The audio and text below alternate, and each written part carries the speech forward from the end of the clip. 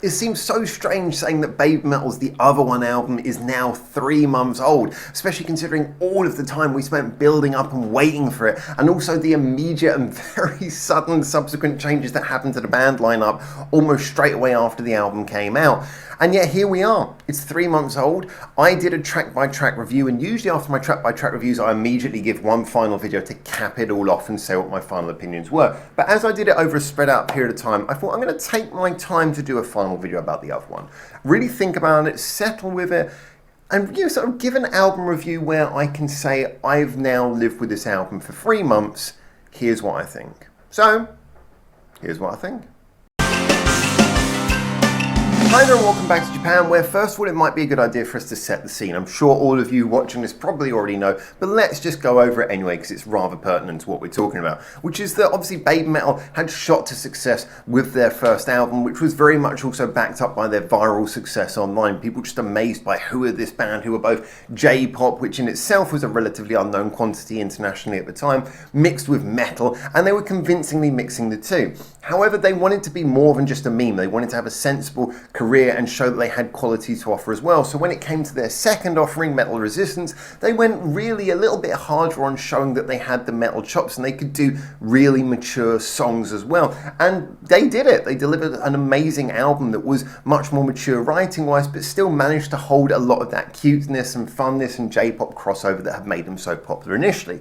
Then came the third album, Metal Galaxy, and this I think is probably the album at the point which had most split fans because it lent more into a production side of things. Now, I myself had said that after proving such incredible writing chops on the second album and after doing something which was such a straight pop meets metal sort of crossover on the first album, the only place they could really go on their third album was something that was a little bit more production focused, because that's the thing, Babymetal are not the sort of group to just sort of recover ground they've already been over. That was my whole thing that I said, and I thought, yeah, they're going to go for more of a production focused album, have some guest appearances, and I was right. That's exactly what they did. A few more sort of punchier, shorter songs. They played with things like hip hop on BMC, stuff like that. It was an album where they were covering the rest of their bases, and it did split some fans, I will admit. However, I think it would be hard not to say that it wasn't a great album. Even if you don't like songs like Poppier, you've got to appreciate the fact that it was a really interesting idea. Same things like Shanty Shanty, and then they even had songs like Elevator Girl that, yes, it might not have been sort of blowing anyone's mind with super creative writing,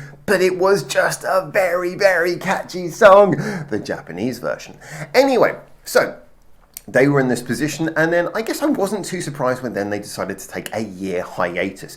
And they were very much talking about sort of ending this first phase and working on the second phase. And we had so many discussions. I posted videos and we talked about what we thought they were going to do. Was it going to be a reinvention? Were they going to come back looking different? Were we going to get the addition of a third member? And of course, at this point, we were starting to become familiar with Momoko, so it was like maybe she's going to become the third member. But when eventually the time came, we got the announcement of the other one.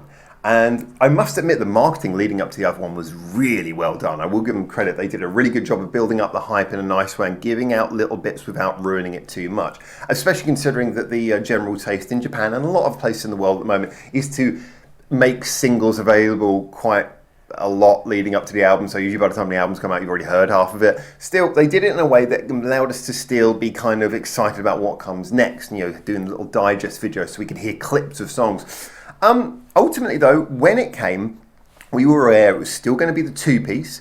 They started showing off their photographs, their promo photos, so we're like, okay, they're still going to look the same. We started hearing little clips. It's like, okay, this doesn't sound like they've reinvented anything they've done. It all felt very much more like Babymetal are coming back victorious rather than Babymetal are coming back to reinvent themselves. The one thing they did say though is that this album is going to be a concept album. Now for most people of my age, perhaps older, I'd expect when you hear the words concept album, you're thinking about one of those extremely artsy albums that usually goes quite wrong, where the concept is somewhat higher than the artist can pull off. However, if anyone's going to pull off a concept album, it's going to be Babymetal, a group who have teams of writers and who have all of the production staff and have the ability to deliver concerts that look like live stage shows anyway. So we're thinking, yeah, this is the kind of group who are going to pull this off. However, when it came through, as usual, I'm not really looking too much at the lyrics in this review. I'll be honest, I'm not a massive lyrics person. I know some of them are quite interesting, but overall, musically, this didn't feel like it was really a concept album. It felt more like a Babymetal album. And that really brings us on to what we got, because I'll be honest, this one, it didn't split opinions as overtly and obviously as Metal Galaxy had done, and yet it does seem to have elicited a rather interesting response. See, the other one, from its title to the fact that the marketing all looks very familiar, it felt more like a triumphant return of Babymetal as we knew them rather than reinvention. And this feels very deliberate. I did mention earlier about the fact that we got the announcement about the third member, Metal, coming straight away afterwards. And I think as well, it was mentioned, and this was brought up to me by Neon Reaper, one of my friends on another channel as well. Do check him out, although he's already got enough subscribers, I think. He also mentioned about the fact that he'd heard that this album was now sort of in retrospect being referred to as an EP rather than an album. And I think this all kind of gives the vibe that it feels like this album was announced with a big fanfare to make us pay attention, but they never really wanted us to pay too much attention to this album. This was more just them to say Babymetal are back and to sort of get our attention while they then built up for the real thing, which is the album that's coming next. Now, before I just sort of dismiss this album, I will just cover a couple of reasons why. First of all, yes, sonically, this album feels very much like it is covering safe territory.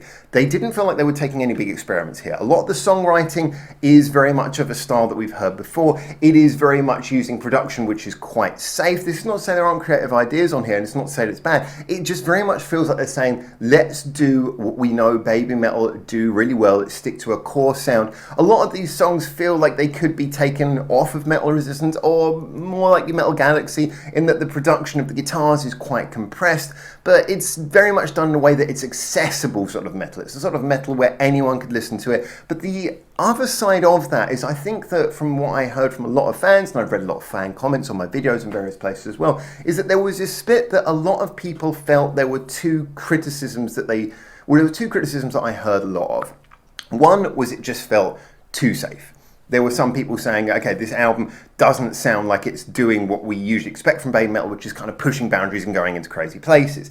And the other one was the feeling that it felt like a continuation in the direction of Metal Galaxy, and that it had lost some of the original pop fun that made the band so popular. Now, I'm going to both support and argue against both of those points, starting with the sound.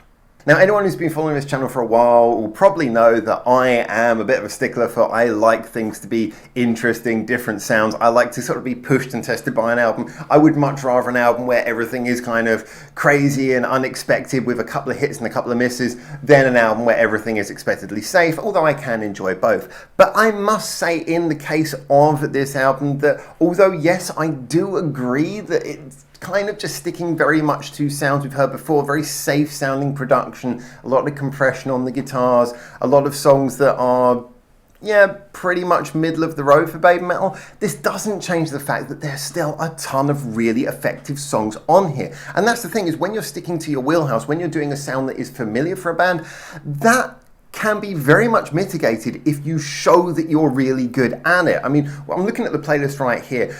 There are some songs that I'm maybe not not overly excited about, but you look at a song like Mirror Mirror, that's just really, really good. Yes, have we heard that by Babymetal before? We've heard that kind of thing, but it's so impactful and it's clever at the same time. Monochrome, probably one of the simplest songs on the album, and yet so punchy. It's one of those cases of all the right notes in the right place. And when you heard the first take version of Monochrome that they did, that was beautiful. It was reduced to just piano, and it just reminded you of just how beautifully written the song is, how just sometimes a good simple chord pattern and melody can be enough.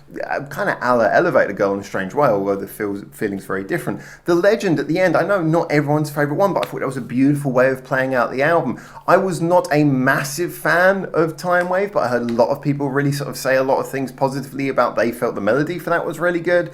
We have Metalism, which again, very much sort of a playful song, maybe not the most complicated thing, but it was just that it worked. And I think this is the thing that a lot of the time that people might miss about the other one, is that there's a lot of just very effective songs on here. From cover to cover, is it the most interesting Babymetal album? Probably not. You might even say this is probably the safest album Babymetal have ever done. But considering what I'm about to talk about in a moment about what's coming next, in my opinion, and given what's happened so far, at least you cannot deny that this is an album that manages to, in its perhaps lack of surprises, be very effective at doing what we would expect them to be good at. It doesn't disappoint for an album that is playing it, writing-wise, pretty safe. Now, the next issue is the lack of pop, and I'm going to try and be concise about this, but I can't wait to look back at this video later and see how long I actually spent on this chapter, because I get the feeling this is one that I might end up talking about more than I should. See, a lot of the things that I want to say here have been kind of covered before, but let's just quickly address the honest fact that we all know there has been discussion about the fact that obviously when Babymetal started off, there was that whole thing, juxtaposition of cute J-pop and metal.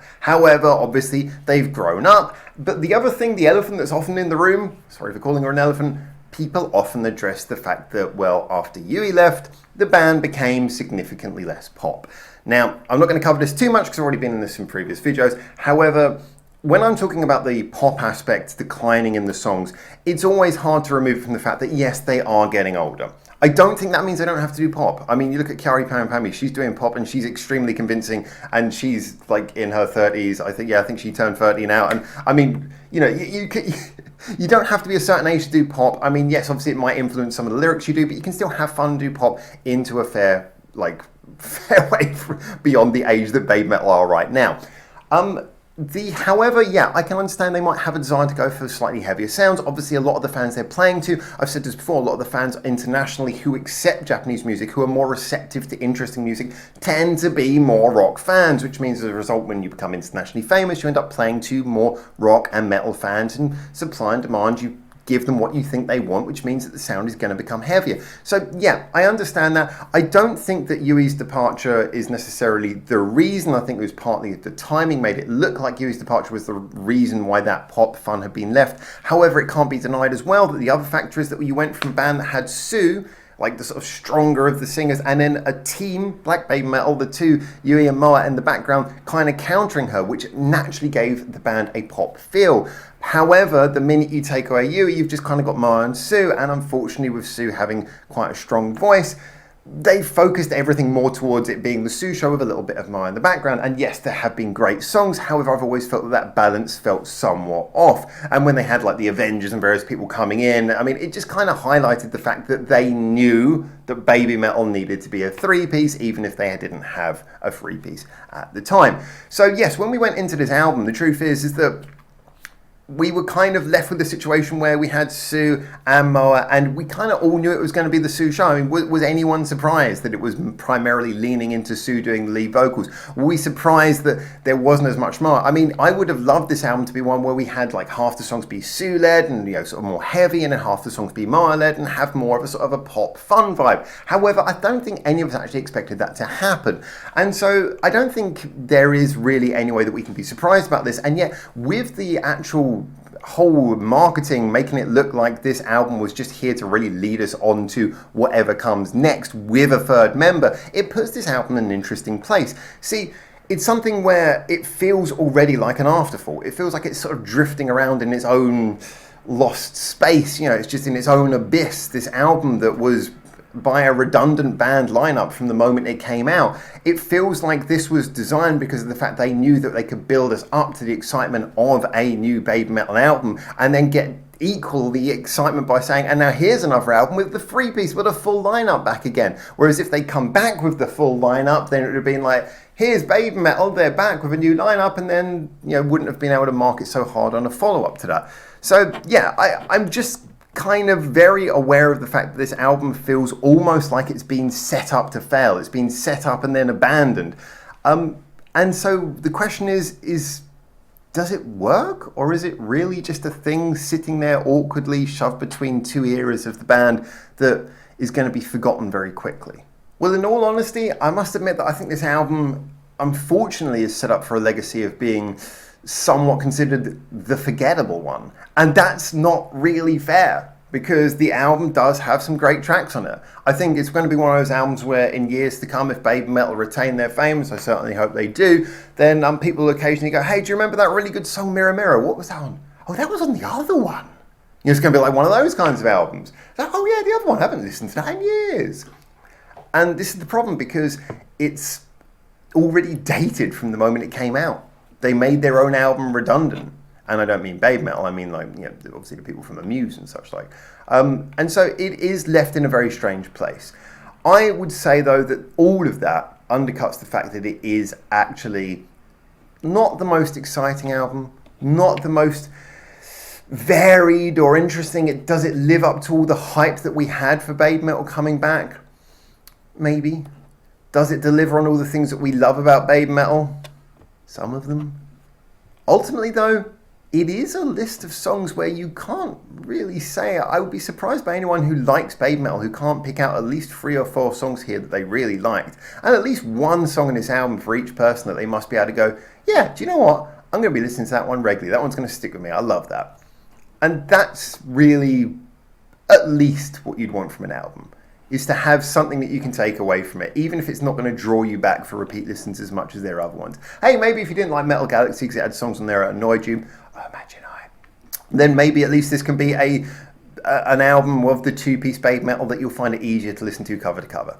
That said, yes, I think it is a shame that it's being condemned by its own slight redundancy, but this shouldn't undercut the fact that there are some really good songs on this album. I myself will definitely be coming back to listen to Monochrome fairly regularly. Metalism as a bit of an interest item, I would say it's not necessarily one of those songs that I want to listen to over and over again, but certainly it's got the interest value that I'll come back to it. Maya was pretty good, actually. Maya was pretty good. Divine Attack kind of wore off on me, but I think it's one of those songs where give it a few albums, a few months, I'll listen to it again. I go, oh, actually, that was really good. And Mirror Mirror, I thought was a great track. So I got a lot of good songs out of this. And that's great. That was a pretty simple review, wasn't it? Should have just said that. Anyway, looking forward to seeing what you guys say in the comments. I would be interested as well to see what you think of the marketing. Do you think this album was put out just as a space filler, just to get some money from the band coming back? Or was it something where they legitimately needed to do before releasing an album as a 3-piece again? What were your feelings about that? What are your favourite songs from it? I'll be looking forward to seeing all of the things you say in the comments. But until then, until I hopefully see you very soon in Japan for the next one of these videos, well, for now, ciao, ciao.